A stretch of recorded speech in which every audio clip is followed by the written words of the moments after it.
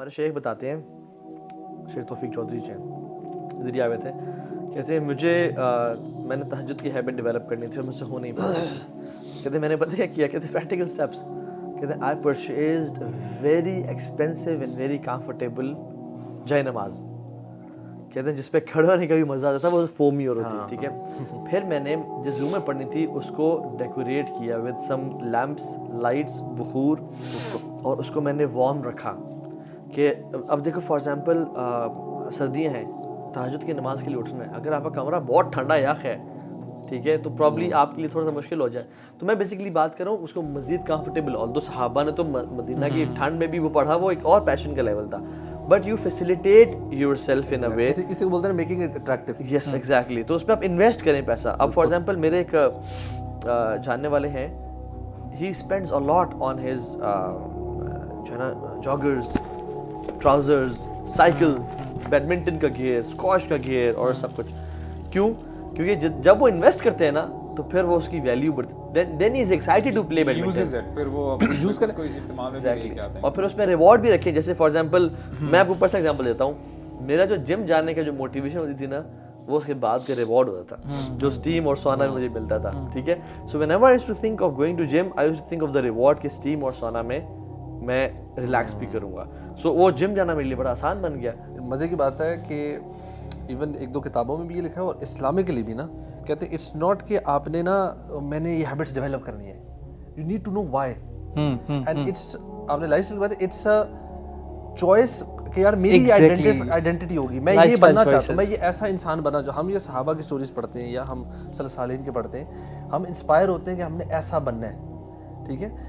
Then you have a clear identity, so you not doing कि अच्छा ये अच्छी हैबिट है तो मैं इसलिए कर रहा हूँ, you doing it that's what I want to become. आपकी जिंदगी में वाई बड़ा क्लियर है उसका। अब वो प्रैक्टिकल एग्जांपल ले लें। फॉर एग्जांपल अगर दो आपके पास लड़के आते हैं ना अलग टाइम्स पे, एक लड़के को आप बताते हैं कि यार तुम किस तरह से उठो, तुमने किस तरह से वजू करना है, किस तरह से तुम फिजिबल अपने लिए बनाओ, मस्जिद पहुंचना और सारा, एक ये शख्स है। और एक ये शख्स है उसको मैं कह दूं कि आपको पता है फजर की 2 सुन्नतें पढ़ने का रिवॉर्ड कितना है। जो शख्स पैदल मस्जिद जाता है उसको यानी हदीस में आता है रिवॉर्ड पता चल जाता है, वो अपने घुटनों के बल चल के जाए, फरिश्ते दुरूद सलाम भेजते हैं। अल्लाह की मनसल सुबह फ़हु फ़ी ज़िम्मतिल्लाह, जिसने सुबह की नमाज पढ़ी वो अल्लाह की ज़मानत में है, प्रोटेक्शन में है। तो अब ये दो बंदे हैं, एक को मैंने वाई क्लियर कर दिया और एक को मैंने प्रैक्टिकल स्टेप्स बता दिए। आप लिख लें, और मेरा अपना पर्सनल एक्सपीरियंस है, जिसका वाई क्लियर है ना, जिसका रिवॉर्ड सिस्टम क्लियर है कि यार इसकी वर्च्यू क्या है, वो फौरन से पढ़ना शुरू हो जाएगा। इसीलिए तो बार बार आपको जब जन्नत के बारे में बताया जाता है ना, आपको जन्नत की जो एट्रीब्यूट्स हैं उनके अंदर क्या क्या है, वही फिर जैसे आपने बताया ना, एक शख्स को बताया जाए कि नमाज पढ़ोगे तो ये होगा, तुमने वुजू ऐसे करना, और एक को उसका रिवॉर्ड बताया जा रहा है कि तुम्हें इतना रिवॉर्ड मिलेगा।